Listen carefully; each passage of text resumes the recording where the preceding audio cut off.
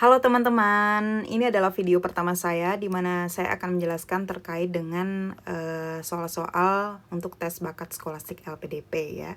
Jadi tes ini dilaksanakan setelah teman-teman memperoleh pemberitahuan lolos tes administrasi dan dilakukan sebelum tes interview. Jadi semoga teman-teman semua yang nonton video ini tuh lolos ya untuk tes bakat skolastiknya sehingga bisa melaju untuk tes interview dan ya bisa melanjutkan S2 ataupun S3 gitu ya.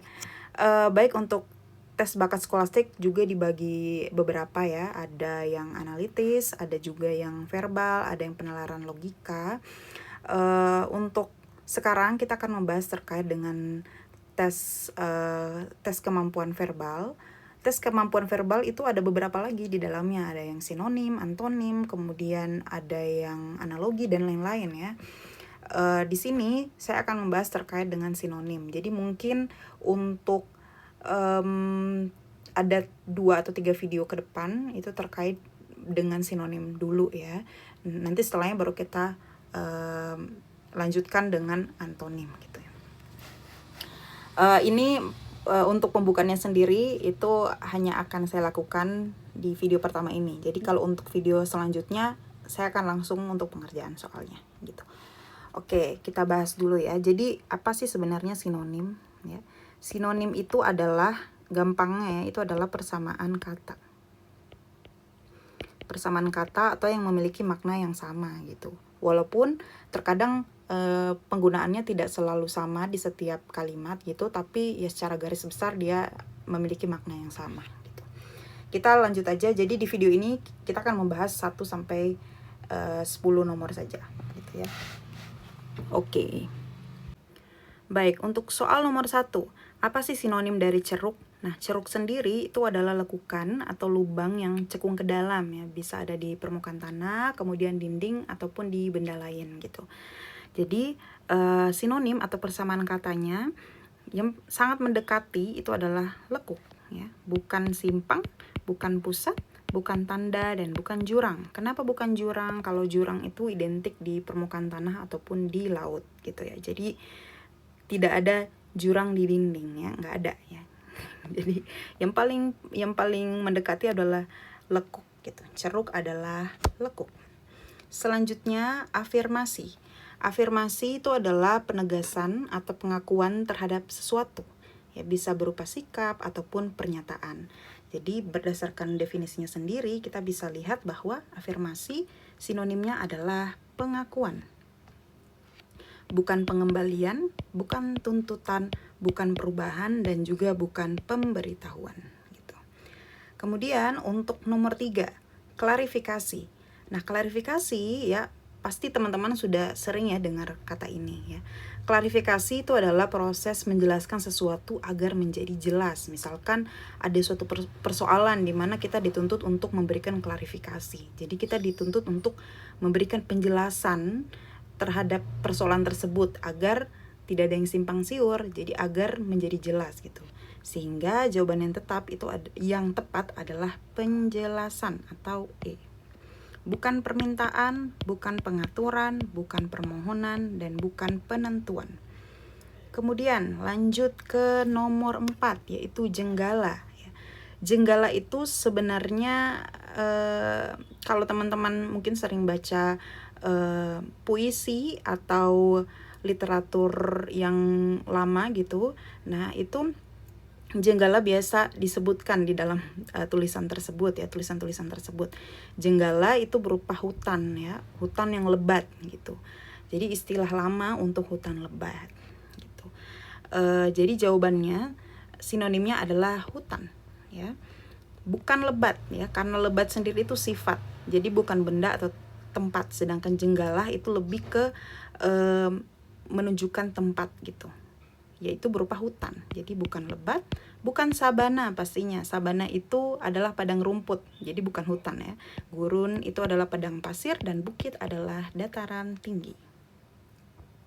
Kemudian saban ya. Ini juga pasti teman-teman sering dengar ya. Jadi ada saban hari ya. Saban itu artinya adalah setiap ya, bisa dibilang seperti itu ya. Setiap atau tiap-tiap Jadi sinonim yang benar adalah D, tiap-tiap. Bukan pernah, pastinya bukan ya, bukan sejalan, bukan jarang ya, dan juga bukan sekali gitu. Jadi jawabannya D. Oke, kita lanjut ke nomor 6 ya. Untuk nomor 6 ya, konvensi. Apa sih konvensi itu ya? Konvensi itu adalah perjanjian ataupun aturan yang disepakati bersama gitu. Jadi yang benar itu adalah ketentuan ya. Konvensi itu sinonimnya adalah ketentuan ya. Suatu perjanjian yang atau aturan yang disepakati bersama gitu. Sebenarnya bisa kesepakatan ya, tapi kesepakatan itu tidak menjelaskan lebih secara langsung, atau ya tidak menjelaskan secara langsung konvensi itu. Jadi kalau misalkan lebih, yang paling tepat adalah ketentuan ya. Jadi bukan kesepakatan, perundingan, kemudian bukan musyawarah maupun bukan perpindahan ya. Yang tepat adalah ketentuan. Oke, selanjutnya nomor 7 yaitu nanar. Nah, apa sih sinonim dari nanar? Ya, kan biasanya kita lihat ya, entah di film ataupun di buku, kita baca di buku, misalkan tatapan yang nanar ya.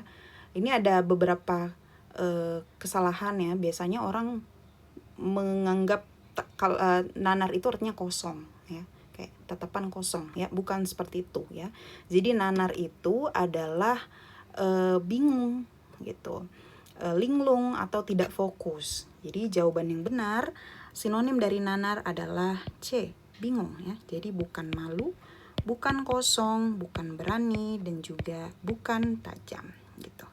Selanjutnya entitas. Nah, entitas itu adalah wujud ya. Biasanya kayak kita nonton film ataupun baca di buku, misalkan ada entitas menyeramkan. Jadi itu berupa wujud ya, wujud menyeramkan. Jadi sinonimnya itu adalah wujud. Jadi bukan kualitas, bukan sumbangsi, bukan jumlah, dan juga bukan tak terbatas gitu. Kemudian 9, babut. Apa sih sinonim dari babut? Ya, babut itu adalah istilah lama yang digunakan untuk permadani ya. Jadi secara otomatis ya pasti jawabannya adalah E, permadani ya, bukan spray, bukan tikar ya. Karena babut itu lebih ke karpet ya, tapi dia ukurannya lebih kecil gitu. Jadi bukan karpet juga. Karpet itu dia lebih umum, ucapan itu untuk kata yang lebih umum gitu. Karpet kan bisa kecil, bisa besar, bisa yang sangat mungkin sangat banyak hiasannya ataupun yang sederhana gitu. Tapi kalau babut itu lebih detail untuk karpet berukuran kecil. Jadi cocok untuk permadani, bukan juga matlas. Selanjutnya yang terakhir adalah dependensi ya. Dependensi itu adalah lawan kata dari independen atau kemandirian gitu, atau tidak bergantung. Jadi kalau dependensi itu berarti tergantung ya. Jadi jawabannya adalah C. Jadi sinonim atau persamaan kata dari dependensi adalah tergantung. Pastinya bukan mengharapkan ya. Kemudian bukan subsidi. Subsidi artinya bantuan ya. Kemudian bukan swadaya, bukan mandiri ya. Kenapa bukan swadaya dan mandiri ya? Karena swadaya dan mandiri itu mempunyai ya arti kata yang hampir sama lah. Jadi dengan independen atau kemandirian gitu. Ada kata swa di sini gitu ya. Jadi oke, itu udah semua ya soal yang saya jelaskan ya terkait dengan tes bakat skolastik bagian sinonim. Ini 10 soal pertama, nanti untuk video selanjutnya akan ada 10 soal yang lain. Kita masih akan di sinonim ya untuk video selanjutnya. Terima kasih teman-teman, semoga bermanfaat.